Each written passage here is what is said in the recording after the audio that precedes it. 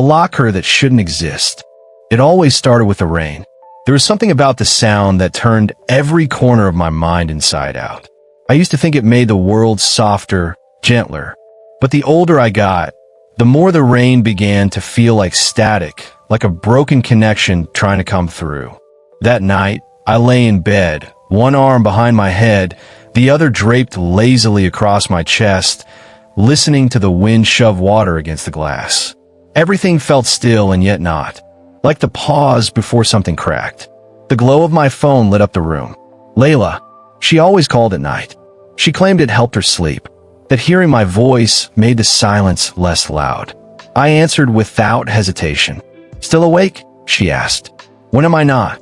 She laughed, soft and low. My roommate's snoring could win awards. You'd think she was storing concrete in her lungs. I smiled. The sound of her voice was like a lighthouse cutting through the storm in my head. We drifted into conversation the way we always did. Talk of her university, my lingering exams, how mom still overcooked rice even after years of trying. But there was always an undertow with Layla, a pull towards something else, something buried. "Any more weird dreams?" she asked, like she was asking if I'd finished a book we'd been reading together. "Not dreams," I said. I shifted on the bed. "More like glimpses." "Of what?" I hesitated. There were things that sounded crazier when spoken aloud. "Something at school," I finally said. "It was strange." "What kind of strange?" I sat up, pulling the blanket closer around my shoulders. "There's a hallway, East Wing, near the old labs. Nobody really goes there since the renovations. But today I passed through, and there it was. What was? A locker. Rusted. No number. Didn't match the others. Like it was older, like it had always been there. And there was a spiral carved into it. Not graffiti. Intentional. Precise. Like it meant something. Layla didn't respond immediately. "Did you touch it?" "Yeah," I whispered. The pause that followed felt heavy. "It was warm, Layla. Like body heat. And it vibrated. Not like a machine. Like it was alive. Don't go back there, Michael. I'm serious. You sound like you know something. I don't. I just don't like the way this sounds. Please." She hung up shortly after, promising to call the next day. I stayed up, the phone still in my hand, listening to the rain, feeling watched. That was the first time I heard the whisper, and it said my name. I didn't sleep that night. Not really. Maybe I drifted in and out, caught somewhere between dreams and memories. I kept hearing the whisper, so soft and low it felt like it was crawling just beneath my skin. When the sun rose, I could have sworn the light itself was reluctant to enter my room. School didn't feel real that morning. The halls were too clean, the laughter too loud. Everything grated. I avoided my usual route and walked the long way to class, just to pass the East Wing again. I don't know why. Maybe I wanted to prove it was just my imagination. Maybe I already knew it wasn't. The locker was still there, unnumbered, rusted.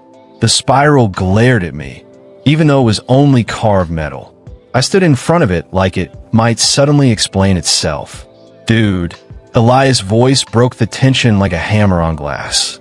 "What the hell are you doing?" I turned around, startled. Elias was my closest friend, broad-shouldered, wild curls, a sharp wit that didn't always wait for permission to speak. He looked more amused than concerned. "You've been ghosting everyone," he said. "Even skip chess club." "You don't skip chess club." I looked back at the locker. "Something's off." Elias followed my gaze, squinting. "Okay, creepy-ass locker. Is this where you confess you've joined a secret cult?" "I'm serious." He tilted his head. "You okay, man?" "I touched it yesterday. It was warm, vibrating. And then I heard, 'You touched it.'" He made a face. "You need to stop watching horror movies." I didn't laugh. That's when he knew I wasn't joking. He moved forward and knocked on the locker with his knuckles. "Looks normal to me." I took out my phone. "There's no number on it." "So?" "Maintenance probably forgot it. It's old. Look at the rust." "No. That spiral. I've seen it before." He looked at me again, this time quieter. "Where?" "In my dad's stuff." Elias blinked. "Your dad?" "I rarely talked about him. My father vanished when I was 7. One day, He dropped me off at school and never came back. I found a drawing when I was younger. Same spiral. Same exact shape. We stared at the locker in silence. Elias stepped back, clearly unsettled now. Okay, he muttered. Let's say this isn't just some weird coincidence. What were we supposed to do? Open it. Seriously? I didn't wait. I grabbed the latch. It didn't budge. No lock. No keyhole. Just sealed. Elias tried to. Feels stuck. Not locked. Like it's part of the wall. And then we heard it. A voice. From inside the locker. Michael. We froze. Elias backed up, his face pale. Nope. I'm out. I should have followed. But I couldn't move. I pressed my ear against the cold metal. Another whisper. Find me. Elias grabbed my arm. Let's go. Now. We practically ran out of the East Wing. The rest of the day blurred past. I couldn't focus. My teachers' voices melted into static. All I could think about was the whisper. That night, I dug out the old shoebox from the top of my closet. The one I hadn't opened in years. It held the only things I had left of my dad. Some photographs, a watch, and a notebook filled with strange symbols. And there it was. The spiral. Drawn over and over again in the margins. Pages filled with notes about crossing over, about a place that mirrored this one. He called it the Echo Realm. I turned the last page. Locker 283, it said. No number. Spiral marks the gate. I stared at those words for a long time. I barely noticed my phone buzzing until it vibrated off the table. Layla. I answered. Hey, you need to come over. Now. What? What? Because I saw it too, Michael. The spiral. Layla's apartment smelled like cinnamon and old books. She greeted me at the door with tired eyes and a shaky smile. Something was wrong. More than wrong. Her hands trembled when she locked the door behind me. It showed up in my sketchbook, she said, leading me inside. Last night. I didn't draw it, Michael. It was just there. The spiral. It sat in the middle of a page like a brand, perfectly symmetrical, inked in a style that didn't match anything else in the book. I had a dream, she whispered. But it wasn't a dream. I was in a hallway. Your hallway. I saw the locker. It opened for me. What was inside? She hesitated. A mirror. But it wasn't my reflection. It was me, but older. Pale. Eyes like glass. She said, we remember you. A chill ran down my spine. I showed her the notebook from my father, the spiral, the notes. Her fingers brushed the words like they were sacred. Echo Realm, she read. This is real. We sat on the floor, piecing together what we knew. My father had found the locker.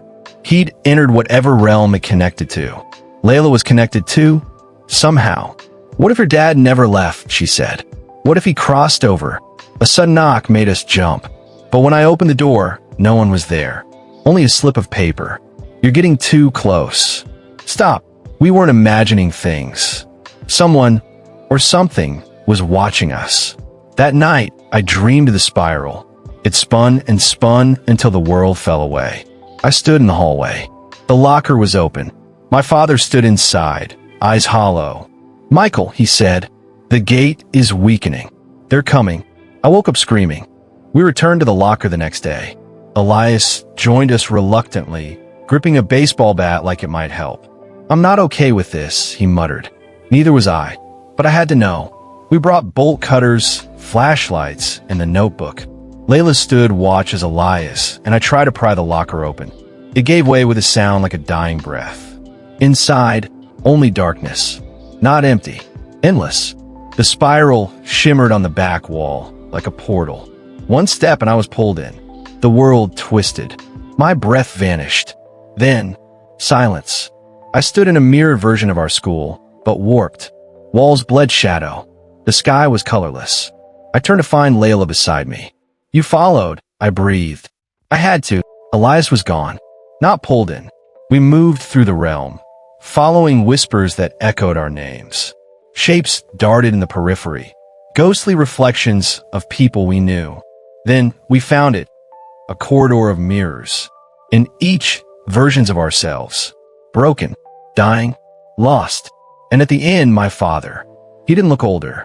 Just wrong. Pale skin. Empty eyes. He touched the glass. Michael, you have to go. You opened the gate. You woke them. Ooh, they feed on memory. You're forgetting already. Think. Remember. Before they take it all. Layla screamed. Her reflection was cracking, bleeding. Her hand slipped from mine. Something dragged her into the glass. I lunged, but the realm pulsed. Push me out. I woke up in the school hallway, the locker sealed again. Elias crouched beside me, frantic. Where's Layla? He shouted. She was gone. Everything unraveled after that. Layla was missing. Her dorm room untouched, phone dead, no trace she'd ever left. I tried telling the police. They didn't believe me. Neither did her family. But I remembered. Barely. Each day, more of her slipped from my mind. Her laugh. Her voice. Her touch. Like she was being erased. The echo realm was feeding. I dug deeper into my father's notes. There was a way back. A ritual. Dangerous. I returned to the locker with Elias. He begged me to stop. But he saw the desperation. The fear. I opened the gate again. Inside, the realm was decaying. Cracks in the sky. Mirrors shattering. It was dying. And taking everything with it. Layla waited at the center, bound in spirals of light. You remembered, she said, tears streaming. I never forgot. I took her hand. The realm screamed. A shadow rose, tall, robed in darkness, the source of the whispers. My father's voice echoed. Don't let it take your name. I screamed mine aloud. And then, light. I woke in the hospital. Elias was there.